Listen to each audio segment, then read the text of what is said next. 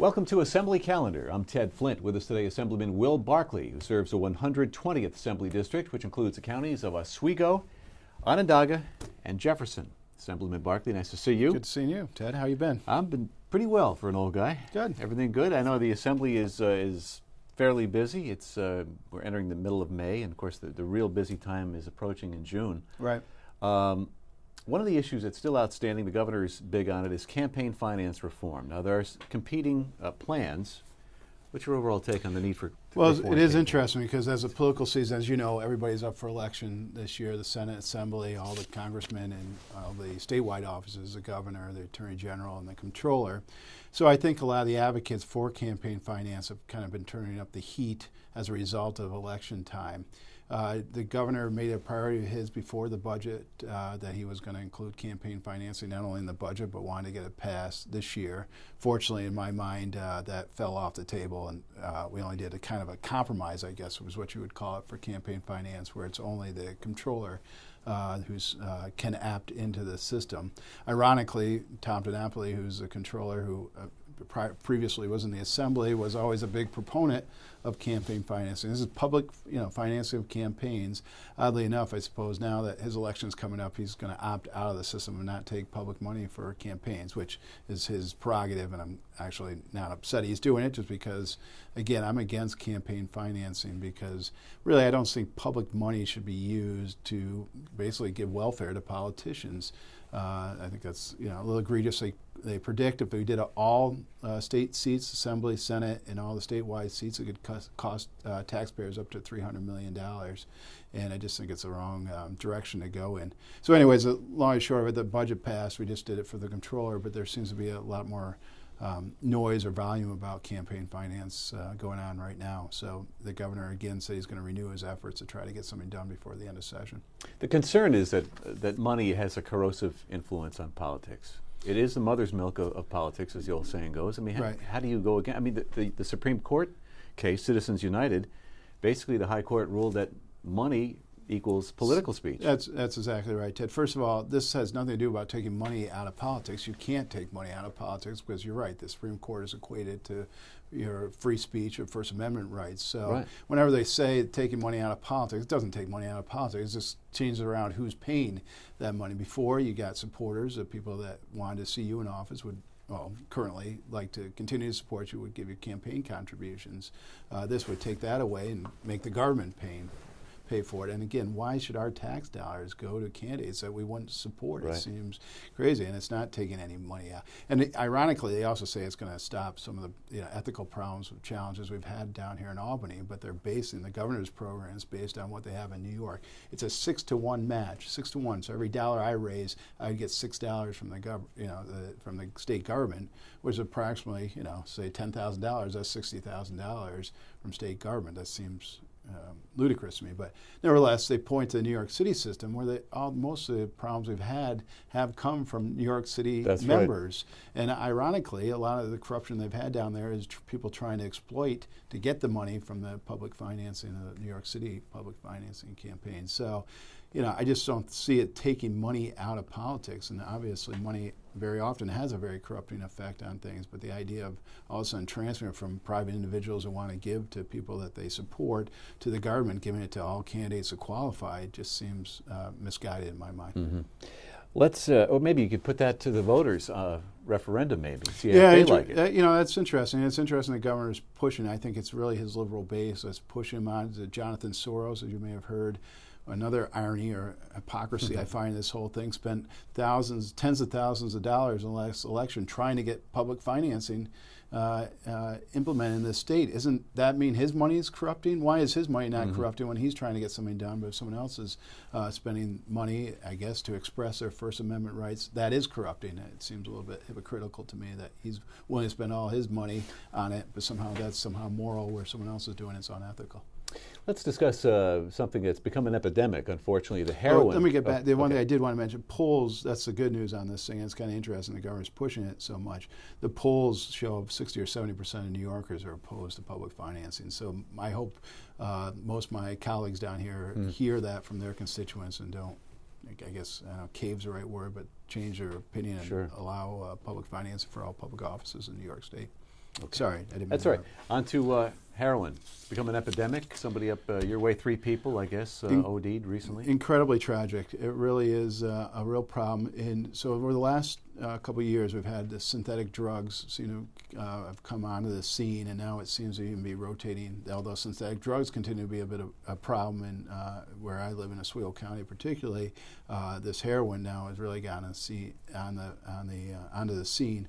And I think it started. I did a hearing up in Jefferson County with Senator Ritchie and Assemblyman Ken Blankenbush, and it was probably a 3 or 4 hour hearing where we heard from obviously people that are involved in trying to provide services to those who get addicted to drugs, and heroin, a big one, healthcare workers, obviously. But we also heard from a lot of addicts who were hooked on heroin, and it's a very, very scary drug because it's so addictive when people get involved in it. A lot of people get involved because they're on prescription drugs, because of various laws and good laws that we have in New York, like the I-Stop law. They're no longer to get access to those prescription drugs, so they're able to find very cheap heroin on the street. The problem, as you know, with heroin, as I said, it's very addictive, but it's also very, very dangerous. And the tragedy we had just this weekend in Oswego was a SUNY Oswego student OD'd and died, and 2 are in critical condition as a result of doing heroin. And some of the testimony, interesting, I heard, Ted, particularly from the addicts, I asked the question, I was like, how do you get it? Because in my mind, I always thought heroin seemed like even more of an you hear about crack cocaine, you hear about marijuana, and you knew that was on the street, but heroin always seemed like this sort of exotic drug that you had to have some, I don't know, in my mind, a Middle Eastern or some sort of connection, that some exotic land or something. But they claim that you could just go out on the street and buy it, and you can buy it incredibly cheap. I don't know what the weight was, but how you buy it in a bag or whatever, it was something like $6 or $7 to buy the heroin. And it's got to be a real epidemic. I mean, it's very, very concerning. So the good thing about that here, and we heard a lot of testimony, now we got to, and the Senate's doing a number of hearings throughout the state. I think the Assembly is now getting on board, and we're going to do some hearings throughout the state. We have to see what we can do in the state government, obviously, what kind of legislation we can arrive at to try to curb this real problem we're having in our neighborhoods. I was going to ask you, but you answered my questions as to why this drug, why now, and part of the reason is because the availability, and it's so cheap. I mean, back in the 70s, it was a drug of choice for people in the entertainment business. Yeah, right. And music. It just seemed like it was always I guess that's how very often these drugs happen. It seems like it was way off in the distance, and kind of, you're right, maybe a movie star or a musician or something would get addicted to it, and you hear about the tragedy. And now it just seems like it's incredibly widespread. It's not a day I don't open the paper, Syracuse paper, and hearing either people ODing or getting arrested for heroin. It's a real problem. We got to do something to crack down on. Now, on synthetic drugs. So synthetic drugs, this is something I've been fighting for the last 2 years as a result of a constituent of mine whose son was on synthetic marijuana, ended up drowning in Lake Ontario. A very tragic story. And Teresa Wilson's her name, and she's been a very strong advocate that we need stronger laws for synthetic drugs, not just synthetic marijuana, but all synthetic drugs like bath salts. And you've heard the horror stories about that kind of drugs. So really, what I have legislation in that attacks it at very different levels, increased penalties against people who sell it. We have different ways for law enforcement, give law enforcement different tools to try to get this stuff off the street. And it's been a tough sell here in the Assembly, particularly with the majority. We're just going to have to keep at it, and I want Teresa to continue to come down to Albany and fight for it, because it's more of her story about the tragic story about her son gets out there. I think the more luck and success we'll have at trying to push this legislation forward. So that's a little part and separate from the heroin, but that's certainly a big problem. And you just think you get over one drug crisis in our neighborhoods, even though it's still out there, with crack or meth, and this another one seems to arrive at the scene, and sometimes you feel like you're putting your finger in the dike and trying to keep the water back. Unfortunately, it's a supply-demand thing. There is a demand for these drugs, unfortunately. Right, and it's again, it's just so scary, because the idea, particularly with heroin, it's so addictive, and I mean, it's just incredible what's happening. And again, it's across all socioeconomic, it's not classes. This is not just confined to some poor neighborhood in some area. This is hitting everybody, and not that makes it better or worse, but it's pretty scary. And the fact that it was a SUNY Oswego student, I think, kind of hits home a lot of people, because you don't feel like that type of serious drugs maybe is in your schools or in your colleges, so it's very concerning. It was that famous actor recently, Philip Hoffman. Yeah, Seymour Hoffman. Seymour Hoffman, right, right. Late 40s. Yeah, that almost, I don't know how long ago was that, 6 or 7 months ago, maybe a year ago, but it seemed like that all of a sudden helped. I mean, the attention to it, but boy, I mean, literally in the paper, the Syracuse paper, there's not a day I don't open that up and see some tragedy as a result of heroin. On the synthetic drugs, how does synthetic marijuana differ from regular marijuana? What happens to the substance? So one of the big challenges you have, I mean, how we outlaw drugs in the United States is you get them on a controlled substance list. In the past, it was pretty easy to do because, heroin or marijuana or cocaine or whatever was made up with certain formulaic recipe, I suppose is the right word. Synthetic, because it's all synthetic, it's not natural, they can change the formula for these drugs so they don't qualify on the controlled substance list. So what they do is we'll outlaw one, get it on the controlled substance list, get the formula on there, and then a scientist, you call them scientists, or a drug maker can just slightly change that formula, and then it becomes legal. That's why it's been so hard for government to keep up. It's cat and mouse game.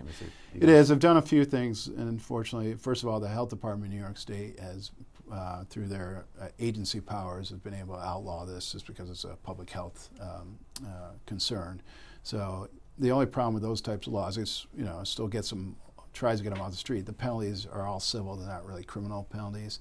I'd like to, my legislation would do this, really put some teeth into the penalties so people feel the real consequences of dealing this very, very dangerous stuff. It's hard to stiffen penalties in the Assembly to get the call for tougher penalties. And you're right, Ted. And we've seen it time and time again. It's unfortunate. Very often, the majority, for whatever reasons, feels more sympathy for the people committing the crimes and the victims of the crime. And that's always been a challenge in our House, to try to increase penalties for people that are convicted of wrongdoing, particularly committing crimes. And unfortunately, it's not just limited to drug dealers. It's a whole host of crimes. Well, because of the epidemic in heroin usage, maybe there could be a groundswell of support statewide. Maybe it would force the Assembly's hand to move on this. Yeah, we'll see. I mean, I think the heroin's so much in the infancy. We don't really know what needs to be done from I mean, obviously, we already have penalties out there, criminal penalties for dealing or possessing heroin.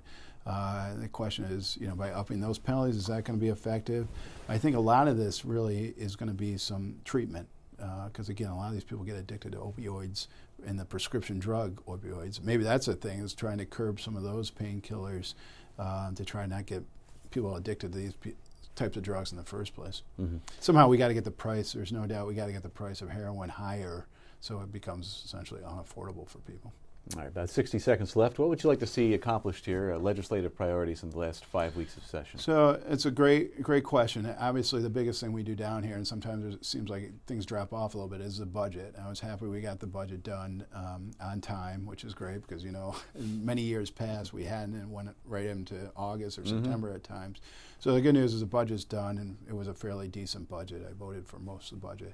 Going forward, there's this same types of stuff that we've been talking about for years down here. Mandate relief is probably continues to be a big issue because property taxes, even though we did pass some sort of property tax relief program, it wasn't the greatest program, but at least it addresses property taxes. But mandate relief would be the number one thing I would like to see going forward, because the property, that's the biggest driver that we have in school and locality property taxes.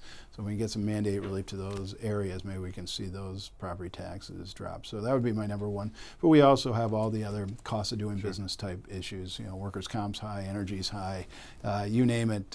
Insurance costs are high, healthcare insurance. It's New York State. So it's a problem. So we have some time, and hopefully these are all good, I think, political issues. So maybe as a result of the election coming up, we can push some of this stuff through. Thank you, Will Barclay. Thank you for joining us on this edition of Assembly Calendar. I'm Ted Flint.